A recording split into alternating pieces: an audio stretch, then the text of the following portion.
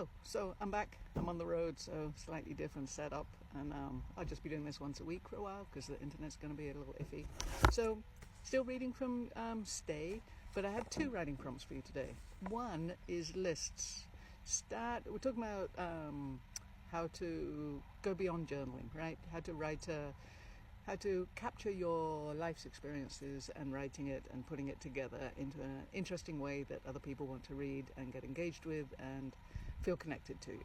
And the idea for me anyways, whenever I'm writing, is representation, validation and permission. So representation, showing what's possible. Like right now, as a kid in England, I would never have expected me to be here in southern Arizona right now, camping on BLM land with my dogs playing under a tree and no one around. There's a few people here and over there. I didn't even know it was possible, right? I didn't even know it was possible. Validation. It is possible and people do it, and you don't have to be a complete fuck up in order to do it. You can do it by choice. You can live simply and cleanly and in a way that's authentic to you. And for a lot of people, a lot of my friends, this is not a good fit. For me, it is. And I'm okay with it. And actually, I'm better than okay with it. I'm glad that I have discovered that I'm okay with it. And how did I discover it?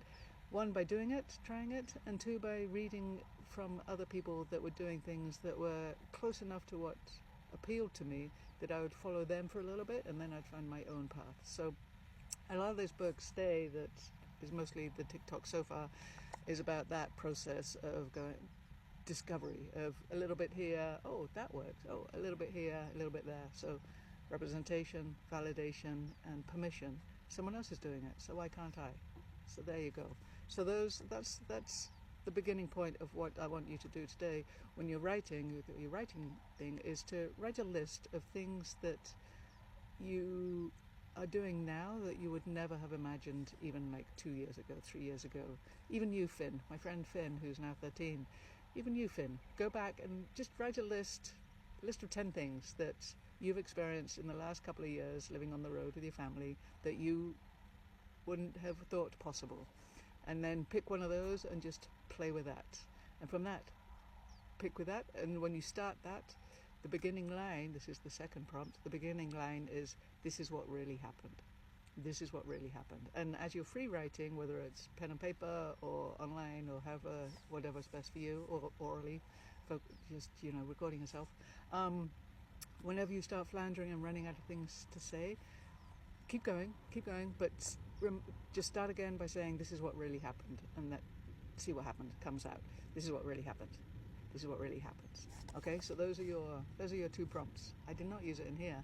I used something similar in here, and that was lists. One of them we're going to do today, I'm going to read today, and another one was I don't speak about, I don't talk about, and that was my little writing prompt, and it ended up becoming a 10-part poem, actually. So we'll do that another time. So the art of solo life.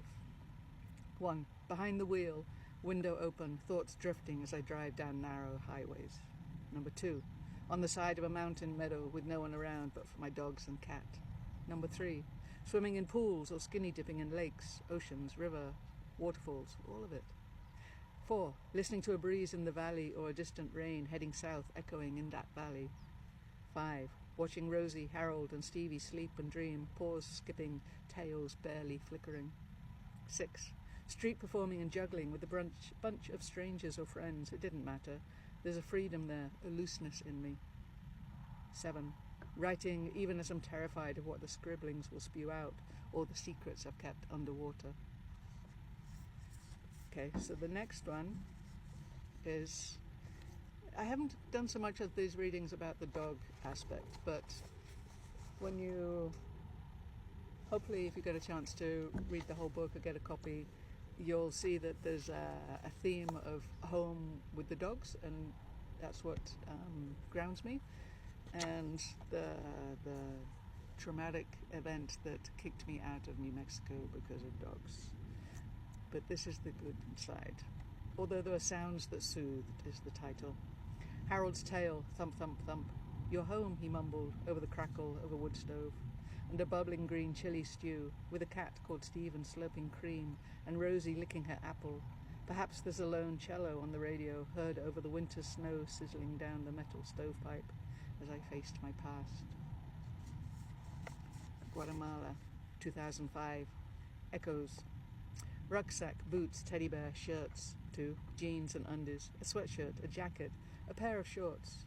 You had a one-way ticket in your pocket, a few $100s in cash and no credit cards.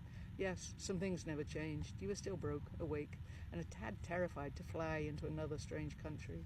You did it anyway.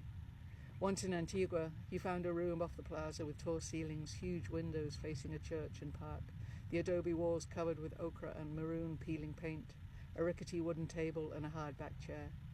You dropped the pack and then headed out to explore the neighborhood, so different from your small, close community in New Mexico, one you'd left once again, restless as usual, weren't you? A fellow was selling mangoes and avocados, and you began juggling in the afternoon sun whilst nearby families waited to visit others in the overcrowded and run-down hospital next door. And then suddenly a circle of girls, barefoot and shy in traditional Mayan shirts and skirts, wanted to play catch, and so you did.